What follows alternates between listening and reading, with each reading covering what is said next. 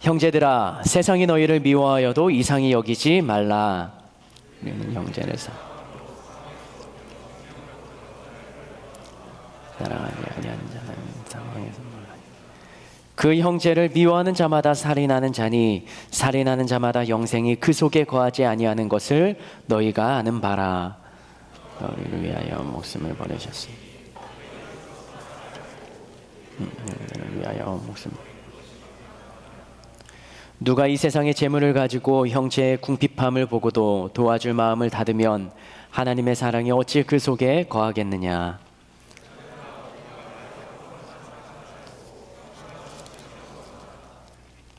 이로써 우리가 진리에 속한 줄을 알고 또 우리 마음을 주 앞에서 굳세게 하리니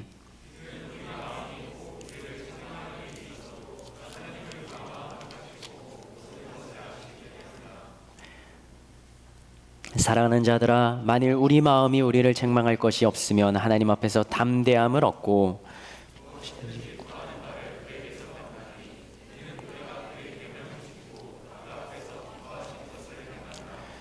그의 계명은 이것이니 곧 그 아들 예수 그리스도의 이름을 믿고 그가 우리에게 주신 계명대로 서로 사랑할 것이니라. 그의 계명을 지키는 자는 주 안에 거하고 주는 그의 안에 거하시나니 우리에게 주신 성령으로 말미암아 그가 우리 안에 거하시는 줄을 우리가 아느니라. 아멘. 사람의 생각 속에는 기본적으로 이런 마음이 깔려 있습니다. 나에게 잘해주는 사람은 내가 어떻게 대합니까? 잘 대합니다. 선대합니다. 그런데 나를 힘들게 하고 나를 공격하고 나를 피곤하게 하는 사람은 우리의 몸이 어떻게 반응합니까?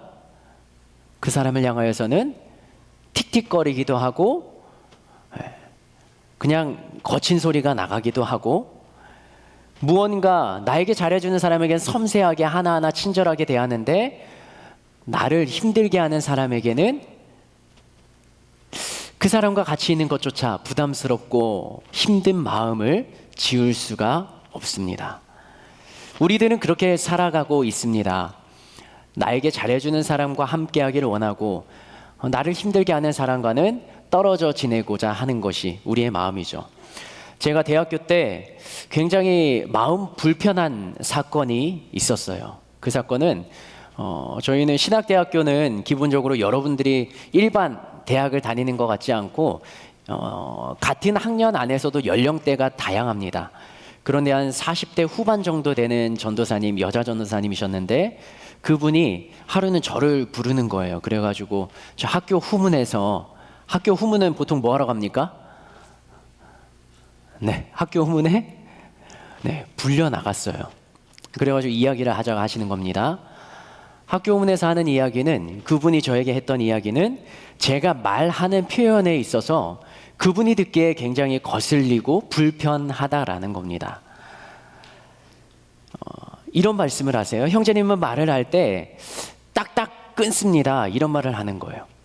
나이 많은 사람과 대화할 때는 좀 존대 표현을 쓰고 예의 있게 말해야 되는데 형제님은 말할 때마다 뭐뭐뭐뭐 했고 뭐뭐뭐 했습니다. 이렇게 말한다는 거예요. 이상합니까? 안 이상합니까? 뭔가 없는 것 같죠? 잘못된 게 없는 것 같은데 그분은 이거를 지적하시는 거예요. 뭐뭐뭐뭐 했고 고가 아니라 뭐뭐뭐뭐 했고 요라고 붙이라는 거예요. 그 대학을 다니는 제 나이, 여러분 나이죠? 그 나이에 그 말을 듣고 저는 이해할 수가 없었습니다. 그래서 저의 이야기를 하고 저의 상황을 이야기하고 그분이 그분의 생각을 이야기하는 걸로 1시간에서 1시간 반 정도 같은 이야기를 계속 반복하면서 시간을 보냈습니다. 말을 하면서도 대답을 하면서도 이야기를 하면서도 무의미하다라는 생각이 드는데 그분은 끝내려는 생각이 없으시고 계속적으로 같은 이야기만 반복했던 경험이 있습니다. 그 다음에 학교에서 그분을 마주칠 때 제 마음이 어떻겠습니까? 굉장히 불편했어요. 그리고 그분이 저기서 걸어오면 저는 다른 데로 돌아가서 제가 가는 강의실과 목적지로 갔습니다. 또 이런 일이 있었어요. 군대에서 지난번에도 한번 이야기했었나요? 군대에서 내가 입대한 그 월에 1년 전에 입대한 사람을 뭐라고 하죠? 고참이라고 하는데 아버지 군번이라고 합니다. 그래서 군대에 가면 1년 전에 같은 월에 입대한 사람을 뭐 아버지, 아들 이런 호칭으로 불러요. 그 아버지와 아들의 호칭을 하는 그 아버지 군번과 아들의 군번은 잘 챙겨줍니다. 뭐 아무 이유 없이 그냥 아들 군번이어서 1년 후에 왔다고 해서 먹을 것도 사주고 잘 대해주고 힘든 거 있으면 좀 빼주고 이렇게 챙겨주는 분위기인데 저랑 같은 내무반을 썼던 그 아버지 군번의 조머머라는 선임은 제가 군종병으로 교회에서 생활을 했고 다른 이 병사들은 통신병과여 가지고 이제 전선을 깔고 안테나 세우고 이런 직책을 감당했는데 제가 교회에 가서 뭐 하는지 모르니까 갔다가 농땡이 피고 알 까고 왔다라고 해서 점호 시간마다 꼬집습니다. 어디를 꼬집으면 제일 아파요? 어디? 여기 여기 아프죠. 허벅지를 꼬집는데 이 살도 그냥 이게 왕창 잡으면 안 아파요. 근데 어떻게 잡아야 아파요? 살감만 이것만 잡고 비트는 거예요. 매일 점호 시간마다 그렇게 하는 그 선임 앞에서 군대는 뭐 어떻게 할 수 없잖아요. 그래가지고 참았습니다. 그 선임을 만나러 갈 때마다 내무반에 들어갈 때마다 저의 감정은 어땠겠습니까? 사람은 그렇습니다. 내가 좋아하는 사람이면 내 속에 있는 것도 다 내주고 싶어요. 그런데 내 마음이 뒤틀려 있고 불편한 관계의 사람이라면 그 사람과 함께 하지 않고 싶어 합니다. 그리고 그 사람에게 내 마음도 생각도 내 물질도 나누어 주고 싶지 않습니다. 관계를 끊어버리고 싶은 게 우리의 일반적인 삶의 모습입니다. 신앙생활에도 이러한 경향이 좀 있는 것 같아요.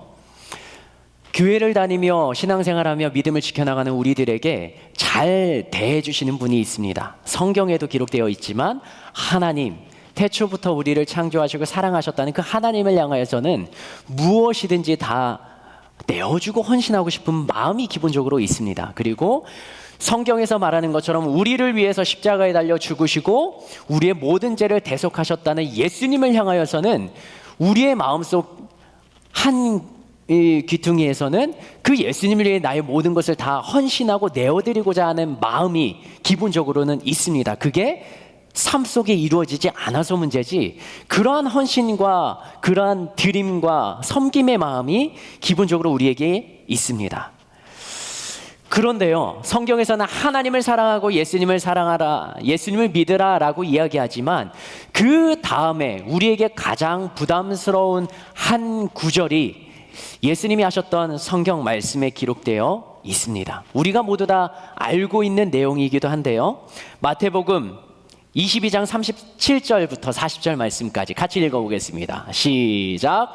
예수께서 이르시되 내 마음을 다하고 목숨을 다하고 뜻을 다하여 주 너의 하나님을 사랑하라 하셨으니 이것이 크고 첫째 되는, 이거는 얼마든지 우리가 할 수 있어요. 하나님을 향해서 드릴 수 있습니다. 그런데 문제는 그 다음에 나오는 거죠. 39절이요. 읽겠습니다. 시작. 둘째도 그와 같으니 내 이웃을 내 자신같이 사랑하라 하셨으니 이 두 계명이 온 율법과 선지자의 강령이니라. 아멘. 나에게 잘해주는 이웃은 얼마든지 선대할 수 있습니다. 내 것을 나누어 주어도 아깝지 않아요. 그런데 문제는 나의 이웃 중에 나를 불편하게 하고 때로는 나에게 피해를 주고 나를 어렵게 하는 그 사람을 향하여서도 성경은 사랑하라라는 이 예수님의 말씀을 기록하고 있다라는 것이죠. 요한복음 13장 33절 34절 예수님의 말씀 다시 한번 볼까요? 요한복음 13장 33절과 34절. 말씀이 아니네요. 잘못 찾았습니다. 또 성경의 신약 성경에 이렇게 기록하고 있습니다. 새 계명을 너희에게 주노니 서로 사랑하라. 내가 너희를 사랑한 것 같이 너희도 서로 사랑하라. 너희가 서로 사랑하면 이 사랑하는 모습을 통해서 너희가 누구의 제자인 줄 알겠다고요? 내 제자, 예수님의 제자인 것을 알리라 라고 예수님은 말씀하십니다. 서로 사랑, 이웃을 사랑하는 것, 그것을 강조하고 있죠. 하나님을 사랑하는 것은 신앙과 관련이 있습니다. 믿음의 기초이죠. 그리고 이웃을 사랑하는 것은 삶이에요. 생활입니다. 그래서 나온 단어가 있죠.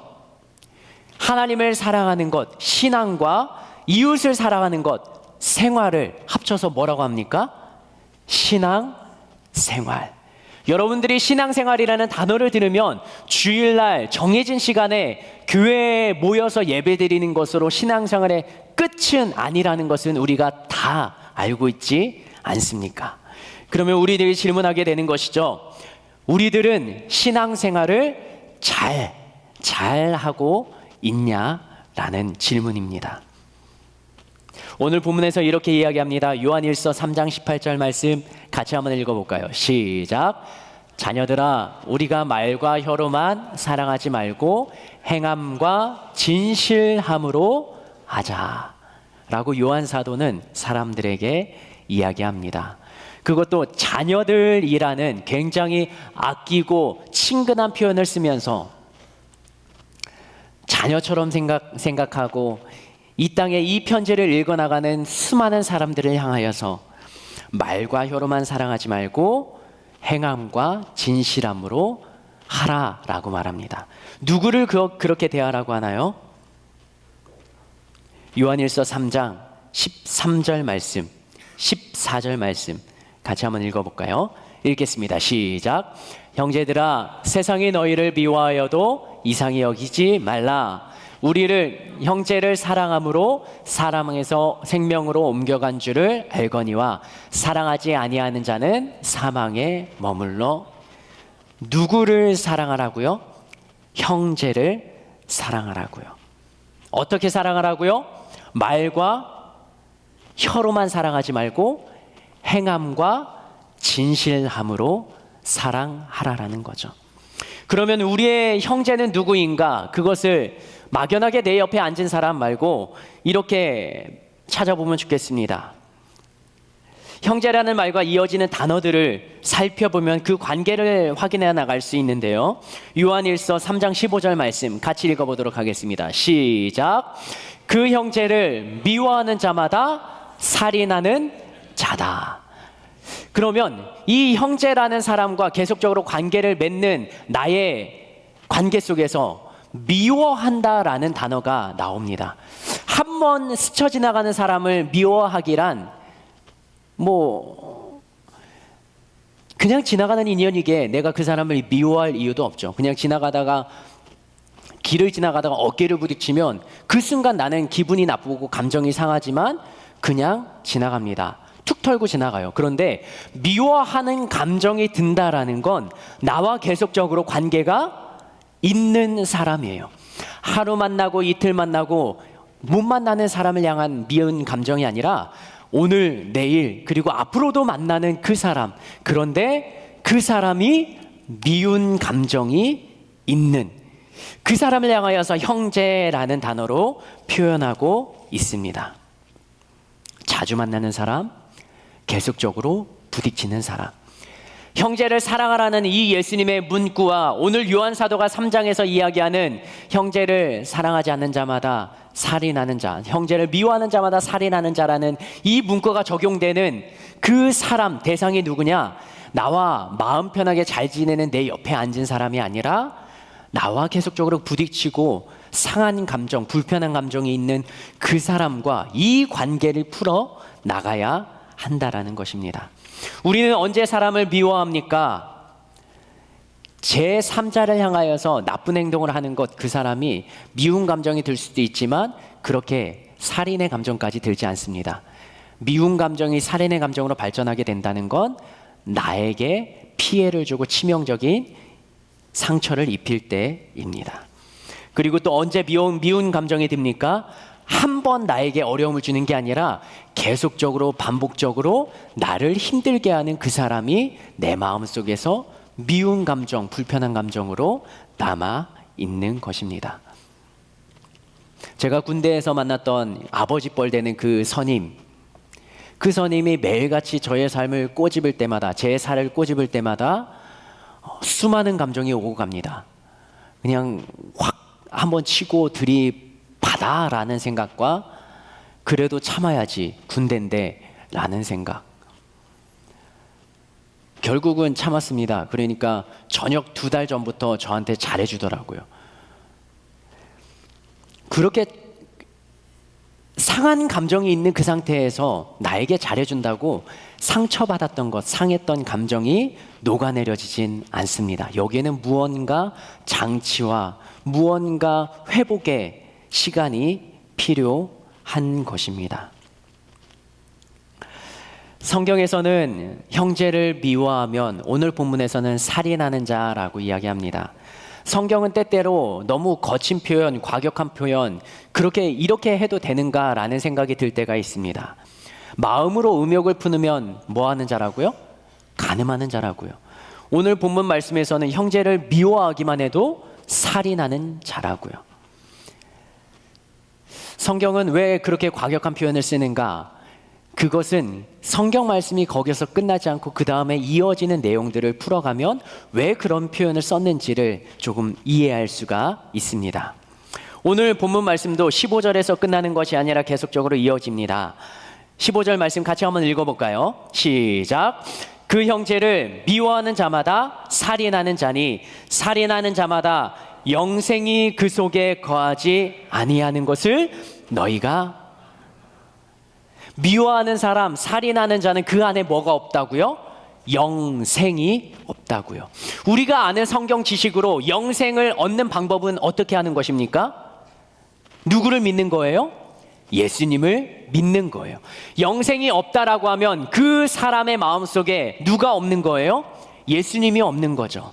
그리고 예수님을 모신 사람에게는 성령님이 임하시고 그 성령님이 그의 삶을 이끌어 가시는데 영생이 없다라고 요한 사도가 말한 표현이라면 예수님도 없고 성령님도 없이 살아가는 자라는 거예요. 근데 그 사람들이 현재 속해 있는 공동체가 어디냐? 믿음의 공동체, 신앙의 공동체 안에서. 예배드리며 살아가는 사람들 중에, 교회에 나오는 사람들 중에 신앙 공동체 안에서도 형제를 미워하는 자, 그 사람의 마음 가운데 영생, 예수님이 없을 수도 있다라는 것, 그것을 요한 사도는 지적하고 있는 것입니다. 그리고 15절 마지막 문장에는 그것을 너희가 아는 바라. 너희 모두가 알고 있지 않냐? 형제를 사랑하지 않으면, 그러면 너희 안에 예수 그리스도가 진짜 없는 것, 예수 그리스도의 사랑으로 가득 차 있지 않는 것 너희가 이미 알고 있지 않냐? 그런데 너희는 왜 형제를 미워하고 정죄하고 사랑하지 않느냐? 라고 요한 사도는 그들을 향하여서 이야기하고 있는 것입니다. 그러면서 아까 우리가 성경 말씀을 읽어보았죠. 18절 말씀에 말과 혀로만 사랑하지 말고 행함과 진실함으로 사랑하자. 그게 바로 요한 사도가 예수님을 통해서 경험했던 자신의 모든 신앙의 정점에서 기록해 내려가는 한 문장인 것입니다. 한번 따라 할까요? 말과 혀로만 하지 말고 행함과 진실함으로 하자. 우리들의 삶 속에는 입만 살아 있습니까? 아니면 우리의 몸이 입으로 내뱉는 말들, 그것들을 다 따라다니면서 하나하나 행함으로, 실천함으로 사랑을 이루어가고 있습니까?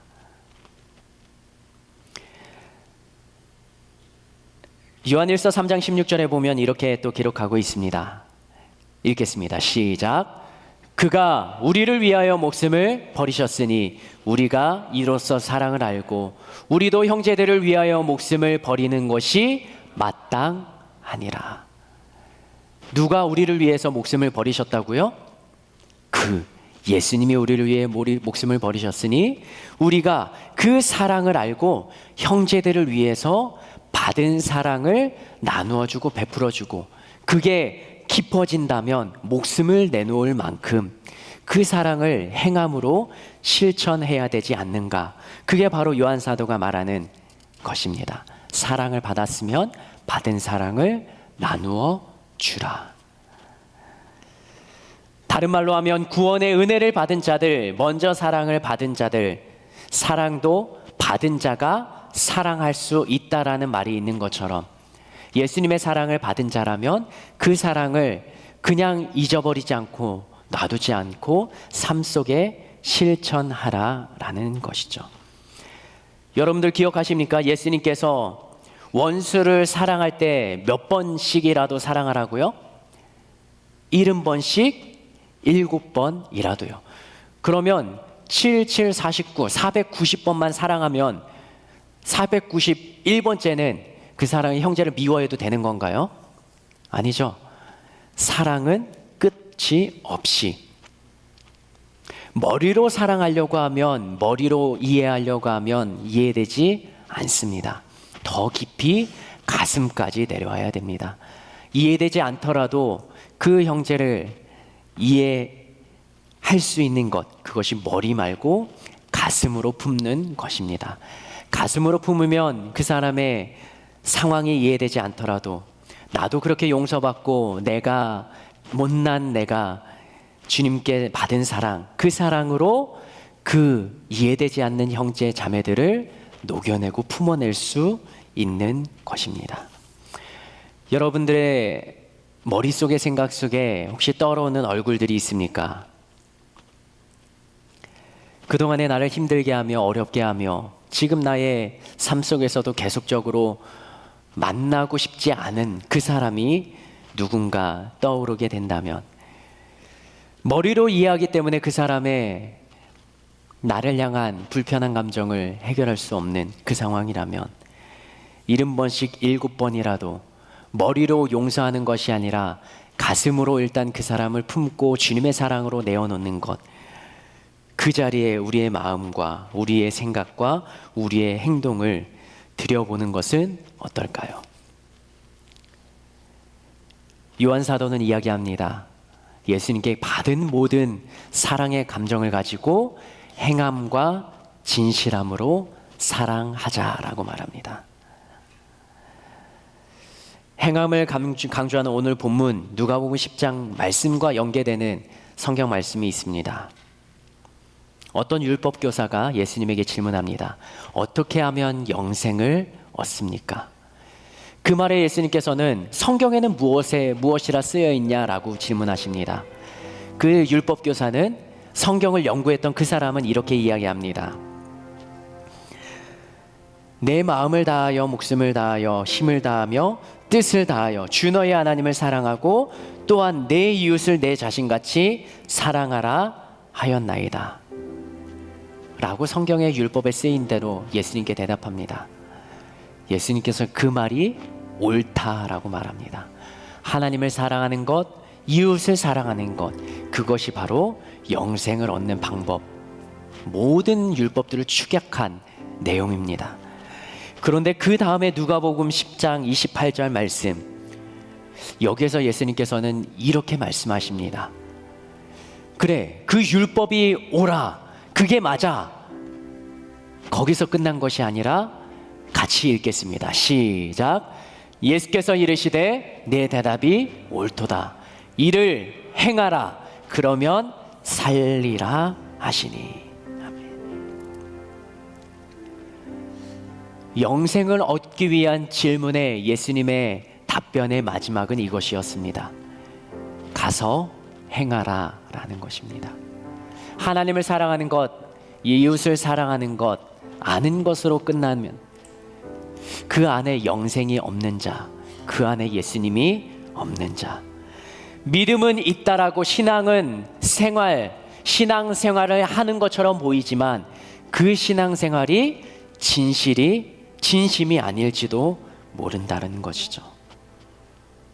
그러면서 이 누가복음 10장 28절 이후에 그러면 이웃을 사랑하는 것, 나처럼 이웃을 사랑하는 것이 무엇입니까? 그 해답이 기록되어 있습니다. 율법교사를 향하여서 예수님은 하나의 이야기를 들려주십니다. 선한 사마리아인의 이야기요. 제사장이 강도 만난 자 옆을 지나갑니다. 그런데 바라보고 지나칩니다. 레위인, 제사를 드리는 도와주는 그 레위인도 그 강도 만난 자를 옆을 지나갑니다. 시선이 마주치고 놔두고 지나쳐 버립니다. 그런데 사람들에게 손가락질 받는 사마리아인, 그 사람이 그 옆을 지나갑니다. 시선이 마주치고 그 자리에 머뭅니다. 다른 사람은 지나칠 때 그 사마리아인은 지나치지 않습니다. 그에게 다가갑니다. 그리고 그의 맞은 상처를 소독해주고 안전한 곳으로 데려갑니다. 하나님을 사랑하고 이웃을 사랑하라는 예수님의 율법의 말씀, 그것을 예수님이 이 비유를 들어 설명하셨다라는 것이죠. 제사장은 누굽니까? 하나님과 사람을 이어주는 제사를 집례하는 사람이에요. 사역자, 목사입니다. 레위인은 누굽니까? 제사를 옆에서 도와주는 예배자들이에요. 신앙생활하는 성도들입니다. 그 두 부류의 사람들이 모두 지나쳐갑니다. 말과 혀로만 사랑하는 이들을 말합니다. 그런데 예배를 드리는지도 모르는 이름도 없는 사마리아인이 그 자리에 머물고 지나치지 않습니다. 그러면 이렇게 정리될 것 같습니다. 이 이야기를 정리해 보면 이웃을 사랑하는 것, 그것은 지나치지 않는 것, 이렇게 정리되겠습니다. 어려움을 겪는 사람을 지나치지 않는 것, 내 옆에 불편한 감정이 있는 그 사람은 나를 계속적으로 공격하고 힘들어해도 나는 그 사람을 향한 예수님의 사랑을 지나치지 않고 다시 한번 가슴으로 품고 그를 용서해주고 품을 수 있는 마음. 예수님을 믿는 자는 하나님을 사랑합니다. 그러나 이웃도 사랑해야 합니다. 잘 되지 않지만 오늘 본문을 통해 주시는 하나님의 마음을 담는다면 불편한 감정이 있는 사람과 풀 수 있는 하나의 열쇠 고리를, 키를 찾는 노력이 필요할 것입니다. 21일 특세를 진행합니다. 그리고 선포했습니다. 교회 차원에서 한 끼를 금식하며 그 금식한 한 끼 금액을 모아서 교회 안에 어려운 이웃들, 힘들어하는 이웃들, 그리고 도움이 필요한 형제 자매들을 돕고자 한 끼 금식을 하고 기도하며 나라를 위해, 교회를 위해, 공동체를 위해, 담임 목사님을 위해 기도하자라고 전달합니다. 21일 동안 세운 목표입니다. 일주일이 지나갔습니다. 앞으로 14일이 남아 있습니다. 우리 한번 실천해 보시지 않겠습니까? 여러분도 하루에 한 끼 금식을 하면서 그 한 끼 금식하는 시간에 밥을 안 먹는 것으로 끝내면 금식이 됩니다. 금식은 밥을 먹지 않고 그 먹지 않은 금액을 정성껏 모아서 그 시간에 밥을 먹는 시간에 기도하는 겁니다. 나라를 위해, 교회를 위해, 담임 목사님을 위해, 어려운 이웃들을 위해. 그리고 내가 밥을 먹지 않고 모아둔 이 헌금을 가지고 그 어려운 이웃들이 다시 한번 삶의 희망을 가지고 다시 한번 신앙을 가지고 나아가는 그 도전의 걸음, 용기의 걸음이 될 수 있도록 나의 작은 밑걸음이 주님 앞에 드려지기를 간절한 마음으로 동참해 보시지 않겠습니까? 예수님을 믿는 자는 영생을 얻습니다. 그리고 성령님이 그 안에 거하십니다. 그것이 삶의 사랑으로 나타납니다. 시간 눈을 감고 나의 삶을 한번 돌아보시기 바랍니다.